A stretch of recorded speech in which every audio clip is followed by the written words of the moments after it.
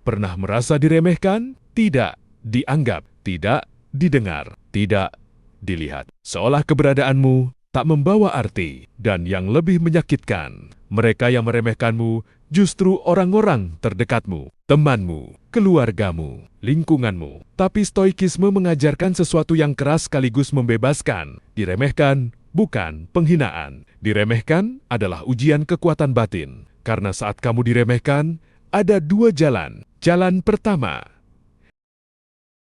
kamu marah, tersinggung, ingin membuktikan sesuatu pada semua orang. Jalan kedua, kamu diam, menguat, bertumbuh, diam-diam. Sebagian besar orang memilih jalan pertama. Mereka terbakar oleh ego. Namun, para filsuf stoik memilih jalan kedua. Marcus Aurelius menulis dalam jurnal pribadinya, kamu punya kuasa atas pikiranmu, bukan atas peristiwa di luar dirimu. Diremehkan adalah peristiwa luar. Rasa sakitnya lahir dari pikiranmu sendiri. Bukan ucapan mereka yang menghancurkanmu, tetapi interpretasimu terhadap ucapan itu. Stoikisme tidak berkata, berpura-puralah tidak sakit. Tidak. Stoikisme berkata, akui rasa sakit itu, tapi jangan biarkan ia mengendalikanmu. Karena jika harga dirimu bergantung pada penilaian orang lain, maka hidupmu selamanya akan menjadi budak. Hari ini mereka memuji, kamu bahagia. Besok mereka menghina, kamu hancur. Betapa rapuhnya hidup seperti itu. Diremehkan seringkali terasa seperti ketidakadilan. Kok dia yang sombong justru dihormati? Kok aku yang berusaha malah dianggap biasa? Namun,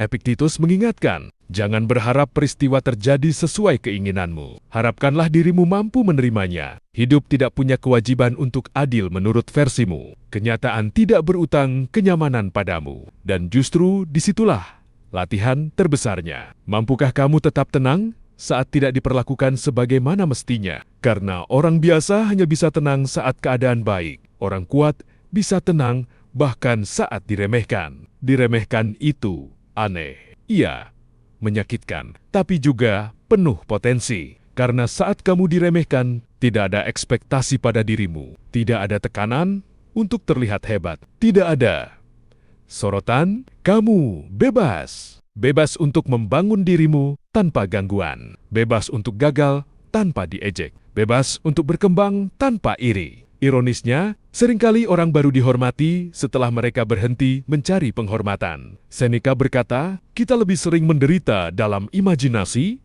daripada dalam kenyataan. Mari jujur, yang membuatmu tersiksa bukan diremehkan itu sendiri, tetapi pekeran-pekeran seperti mereka pasti menganggap aku bodoh, aku terlihat gagal, hidupku tertinggal. Padahal itu semua asumsi. Stoikisme mengajakmu memisahkan fakta dari cerita di kepalamu. Fakta, seseorang meremehkanmu. Cerita, aku tidak berharga. Fakta itu nyata. Cerita itu buatan pikiran. Dan kamu tidak wajib mempercayai setiap pikiran yang muncul. Diremehkan juga, menyaring sesuatu yang penting. Ego, apakah kamu ingin sukses atau ingin terlihat sukses? Apakah kamu ingin berkembang atau ingin diakui berkembang? Karena jika tujuanmu adalah pengakuan, diremehkan akan terasa seperti kiamat kecil. Namun jika tujuanmu adalah pertumbuhan, diremehkan hanyalah kebisingan.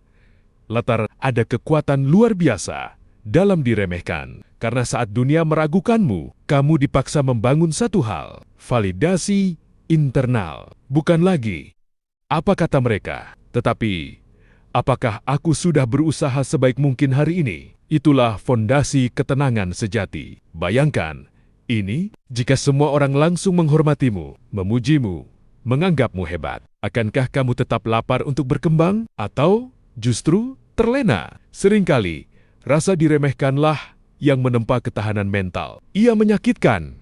Ya, tapi ia juga menguatkan. Stoikisme tidak menjanjikan hidup tanpa rasa sakit. Stoikisme menjanjikan sesuatu yang lebih berharga. Ketenangan di tengah rasa sakit. Karena kamu tidak bisa menghentikan orang meremehkanmu, tapi kamu bisa menghentikan dirimu hancur karenanya. Mulai hari ini, ubah cara pandangmu. Diremehkan bukan sinyal berhenti. Diremehkan adalah ruang latihan. Latihan kesabaran. Latihan pengendalian diri. Latihan ketenangan. Biarkan mereka meragukanmu, sementara kamu tetap bekerja, tetap belajar, tetap membangun diam-diam. Karena dalam stoikisme, kemenangan terbesar bukanlah membungkam orang lain, tetapi menguasai dirimu sendiri. Suatu hari nanti, orang-orang yang dulu meremehkanmu mungkin akan berkata, "Kok bisa sejauh ini?" Dan kamu hanya tersenyum. Karena kamu tahu, semua itu dibangun saat tak ada yang percaya.